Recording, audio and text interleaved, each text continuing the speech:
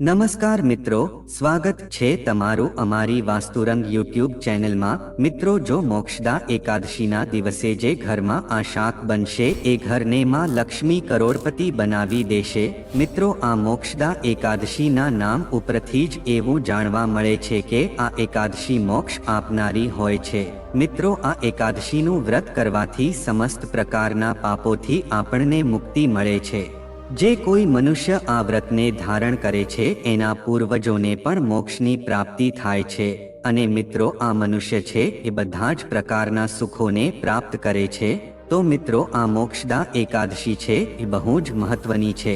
આથી જો તમે આ મોક્ષદા એકાદશીના દિવસે ઘરમાં આ પ્રકારના શાક બનાવશો તો માં અન્નપૂર્ણા છે તમારા ઘરમાં ક્યારેય પણ ગરીબી આવવા નહીં દે, સાથે જ તમારા ઘરમાં લક્ષ્મી માતાનો વાસ થશે।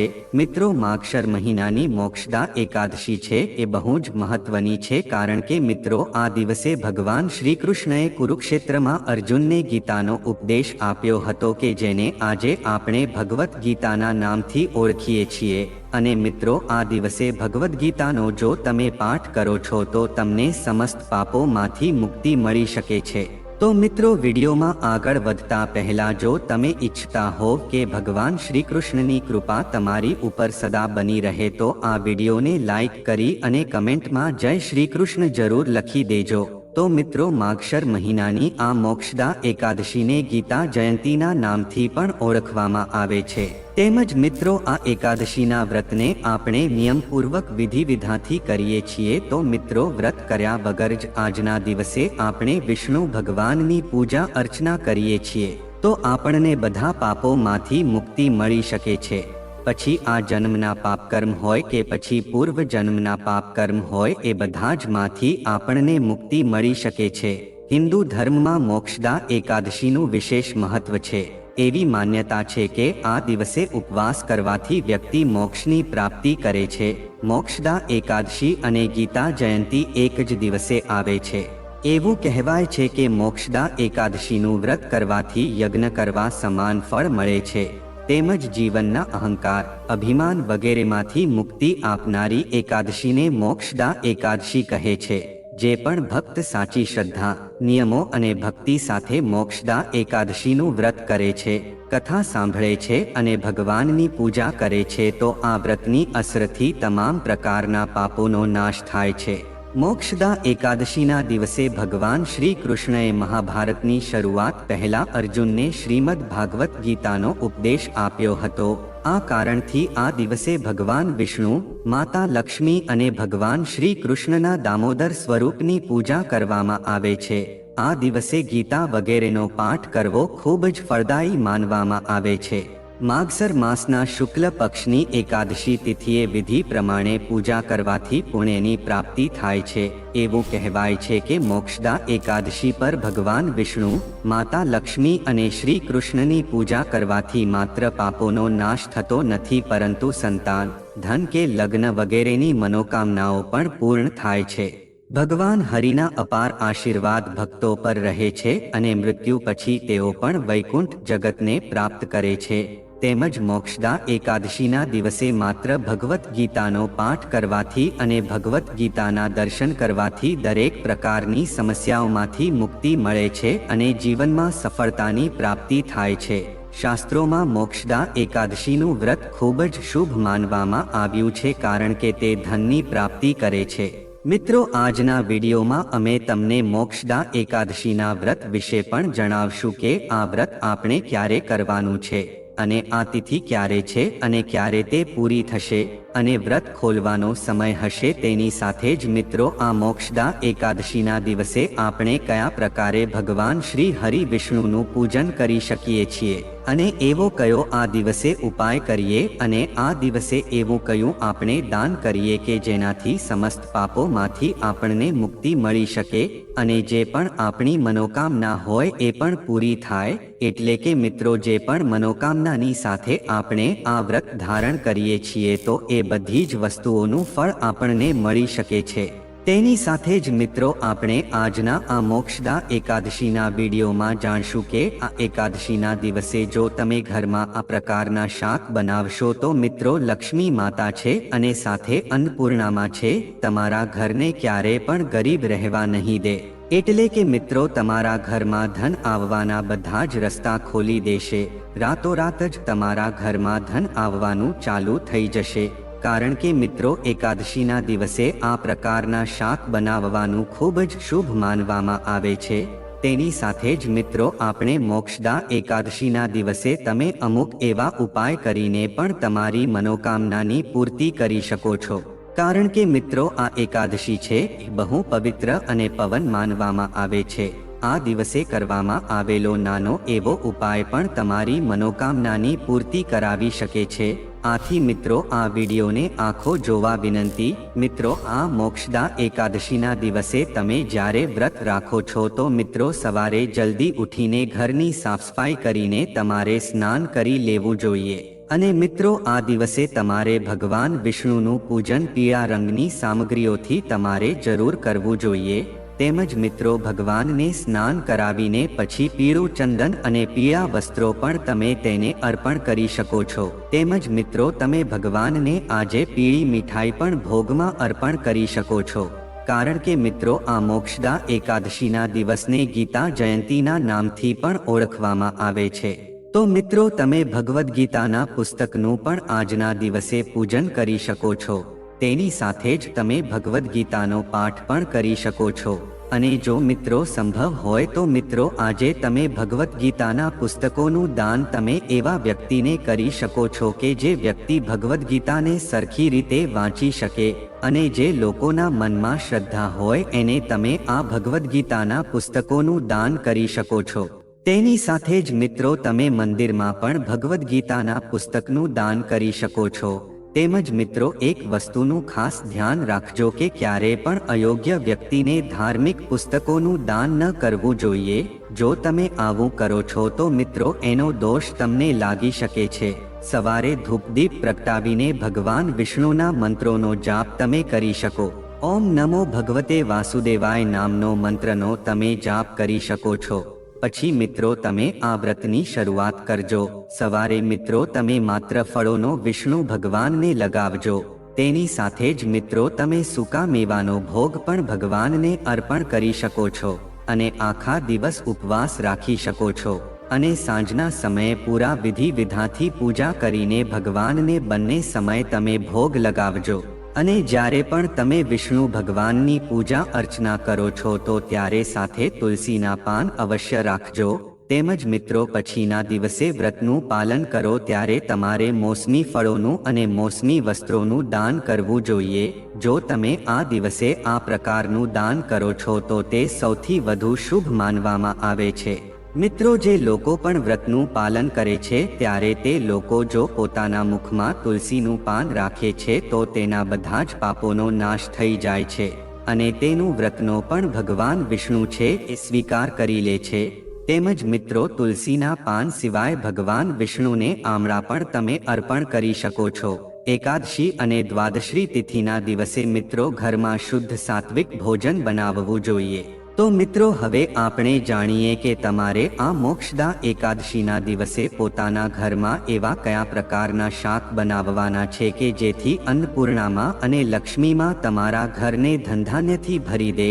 તેમજ જો તમે મોક્ષદા એકાદશીના દિવસે આ પ્રકારના શાક ઘરમાં બનાવશો તો તમારા ઘરમાં ક્યારે પણ ગરીબી આવી નહીં શકે।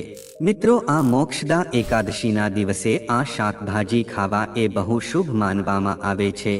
તેની સાથે જ મિત્રો જો તમારા ઘરમાં ધનને લગતી સમસ્યા હશે તો આજના દિવસે આ શાક બનાવવાથી એ વસ્તુથી તમને છુટકારો મળી જશે। તેની સાથે જ તમને સુખ સમૃદ્ધિ પ્રાપ્ત થશે। તો મિત્રો તમે આ મોક્ષદા એકાદશીના દિવસે જુઓ પોતાના ઘરમાં પાલકનું શાક બનાવો છો તો તે સૌથી વધુ શુભ માનવામાં આવે છે।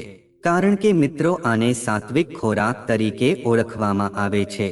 તેની સાથે જ મિત્રો તમે ગુવાર પણ આ દિવસે ખાઈ શકો છો।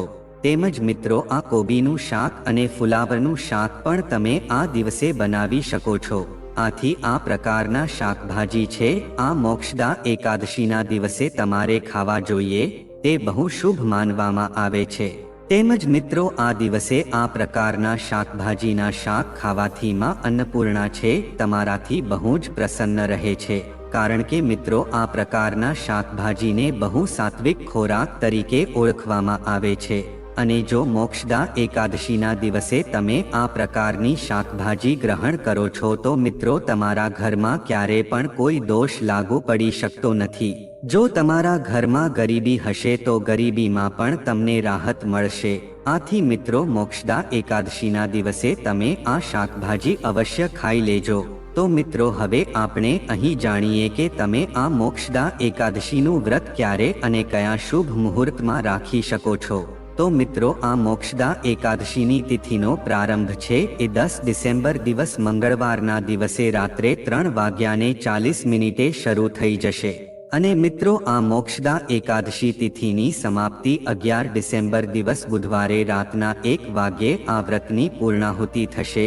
તો મિત્રો તમે આ મુહૂર્તમાં જો તમે વ્રત રહીને ભગવાન વિષ્ણુની પૂજા અર્ચના કરો છો તો તમને ભગવાન વિષ્ણુની કૃપા પ્રાપ્ત થાય છે। તેમજ મિત્રો તમે આ ઉપાયને કરો છો તો ભગવાન વિષ્ણુની અસીમ કૃપા આપણને પ્રાપ્ત થાય છે। અને મિત્રો આપણે જે પણ મનોકામના હોય છે પૂરી થઈ જાય છે। તેની સાથે જ મિત્રો જો તમે ભગવતી ગીતાનો આખો પાઠ ન કરી શકો તો 2-3 અધ્યાય પણ તમે કરી શકો છો, તે પણ બહુ તમને ઉત્તમ ફળની પ્રાપ્તિ કરાવી શકે છે। તેમજ મિત્રો ભગવાન શ્રી હરિ વિષ્ણુની સામે શુદ્ધ ગાયના ઘીનો દીપક પ્રગટ આવીને પૂરા વિધિ વિધાનથી એનું પૂજન કરીને ત્યાં જ બેસીને પછી જો તમે ભગવદ્ ગીતાનો પાઠ કરો છો તો મિત્રો વિશ્વાસ રાખજો કે તમારા જીવનની બધી જ મુશ્કેલીઓ દૂર થઈ જશે અને બધી જ મનોકામના પૂર્ણ થઈ જશે। તેમજ મિત્રો બીજો ઉપાય તમારે આ કરવાનો છે। તો મિત્રો એ ઉપાય એ છે કે જ્યારે પણ તમે ભગવાન શ્રી હરિ વિષ્ણુનું પૂજન કરો છો ત્યારે મિત્રો તમારે વિષ્ણુ ભગવાનને પીળા ફળ અર્પણ કરવાના છે અને તેની સાથે અનાજ પણ અર્પણ કરવાનું છે। અને તેની સાથે જ મિત્રો તો તમે ગરીબ વ્યક્તિને જો આ મોક્ષદા એકાદશીના દિવસે અન્નનું દાન કરો છો તો તે સૌથી વધુ શુભ માનવામાં આવે છે। તેમજ મિત્રો તમે મીઠાઈ પણ ભગવાનને ભોગમાં ચડાવી શકો છો અને એ મીઠાઈ દાનમાં પણ આપી શકો છો। તેમજ મિત્રો આ મોક્ષદા એકાદશીના દિવસે જો તમે ભગવાન વિષ્ણુની પૂજા અર્ચના કરો છો તો મિત્રો પીપળાનું વૃક્ષ છે એને પણ ભગવાન વિષ્ણુનું જ સ્વરૂપ માનવામાં આવે છે। તેમજ મિત્રો ભગવાન શ્રી કૃષ્ણ એવું કહે છે કે વૃક્ષોમાં હું પીપળાનું વૃક્ષ છું। તો મિત્રો મોક્ષદા એકાદશીના દિવસે જો તમે પીપળાના વૃક્ષની પૂજા કરો છો તો સાક્ષાત વિષ્ણુ ભગવાનની પૂજા આરાધનાનું ફળ તમને પ્રાપ્ત થાય છે અને આપણા પિતૃઓને મોક્ષની પ્રાપ્તિ થાય છે અને તમને તમારા જીવનમાં સુખ સમૃદ્ધિની પ્રાપ્તિ થઈ શકે છે અને મિત્રો બધી જ મનોકામના છે એ પૂર્ણ થાય છે। તેની સાથે જ મિત્રો મોક્ષદા એકાદશીના દિવસે તમારે તુલસી માતાની પૂજા અવશ્ય કરવી જોઈએ। જો કે મિત્રો તુલસી માતાની પૂજા તો દરરોજ કરવી જોઈએ અને તેને જળ પણ અર્પણ કરવું જોઈએ અને તેને દીવો પણ પ્રગટાવવો જોઈએ। તેમજ જો તમે પણ મિત્રો આ મોક્ષદા એકાદશીના દિવસે તમે તુલસીની પૂજા અર્ચના કરો છો તો મિત્રો લક્ષ્મી માની કૃપા પણ તમને પ્રાપ્ત થઈ શકે છે। તો મિત્રો તુલસી માતાના છોડની પાસે તમારે મોક્ષદા એકાદશીના દિવસે કરવું જોઈએ। તેની સાથે જ મિત્રો તમારે તુલસી માતાની પ્રદક્ષિણા આ દિવસે કરવી જોઈએ। તેની સાથે જ મિત્રો તમારી જે પણ મનોકામના છે એનું તમે સ્મરણ કરી શકો છો। તુલસી માતાની આરાધના કરીને ત્યાં દીવો પ્રગટાવીને પછી તેની પ્રદક્ષિણા કરીને તમે પ્રાર્થના કરો છો તો મિત્રો આ વસ્તુ બહુ શુભ માનવામાં આવે છે અને આ દિવસે પ્રાર્થનાનું અવશ્ય ફળ તમને પ્રાપ્ત થાય છે। તેમજ મિત્રો આ મોક્ષદા એકાદશીના દિવસે જો કોઈ વ્યક્તિ ભગવાન વિષ્ણુને ખીરનો ભોગ અર્પણ કરે છે તો એમાં થોડુંક કેસર નાખવું જોઈએ અને મિત્રો તુલસી પાનની સાથે ભગવાન વિષ્ણુને આ ભોગ અર્પણ કરો છો તો મિત્રો તમારા જીવનની બધી મનોકામના છે પૂર્ણ થાય છે। કારણ કે મિત્રો ભગવાન શ્રી હરિ વિષ્ણુને ખીરમાં જો તુલસીના પાન નાખીને અર્પણ કરીએ છીએ તો મિત્રો શાસ્ત્રો અનુસાર મનુષ્યની બધી જ મનોકામના છે પૂર્ણ થાય છે।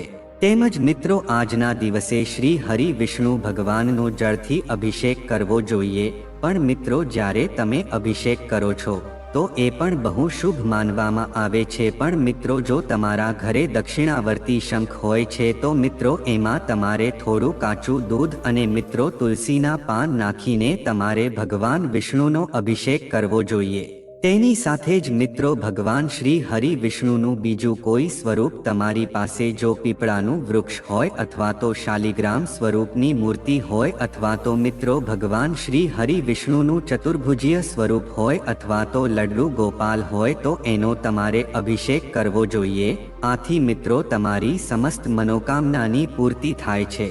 મોક્ષદા એકાદશીના દિવસે આ પ્રકારે ભગવાન શ્રી હરિ વિષ્ણુનો અભિષેક કરવો એ સૌથી વધુ શુભ માનવામાં આવે છે।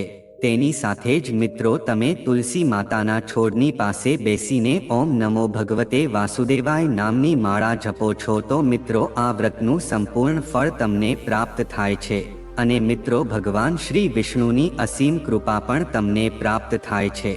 મિત્રો ભગવાન વિષ્ણુને જો આપણે પૂજા કરીએ છીએ તો સાથે લક્ષ્મી માની પણ પૂજા કરવી જોઈએ।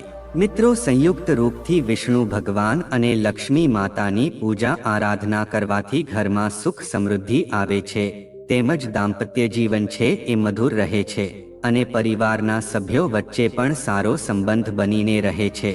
અને મિત્રો શ્રી હરિ વિષ્ણુ સહિત લક્ષ્મી માતાની સાથે આપણે પૂજા કરીએ છીએ તો મિત્રો ગરુડવાહિની લક્ષ્મી જે છે આપણા ઘરમાં વાસ કરવા આવે છે। આથી તે ક્યારેય પણ આપણા ઘરમાંથી જઈ શકતા નથી અને તે ક્યારેય પણ આપણા ઘરમાં આર્થિક સમસ્યા આવવા દેતા નથી। જો ઘરમાં આર્થિક સમસ્યા વધી ગઈ હોય તો મિત્રો મોક્ષદા એકાદશીના દિવસે તમે આ પ્રકારે ભગવાન વિષ્ણુ તેમજ લક્ષ્મી માતાની પૂજા આરાધના કરી શકો છો। આથી મિત્રો આપણા ઘરમાં ધન સંપત્તિ બનેલી રહે છે। આથી મિત્રો આ મોક્ષદા એકાદશીના દિવસે તમે આ રીતે ભગવાન વિષ્ણુને માતા લક્ષ્મીની પૂજા અર્ચના કરી શકો છો। તેની સાથે જ તમે થોડાક પૈસા પણ તેને ધરી શકો છો અથવા તો તમે 1 રૂપિયાનો સિક્કો અથવા તો 51 રૂપિયા પણ તમે મૂકી શકો છો।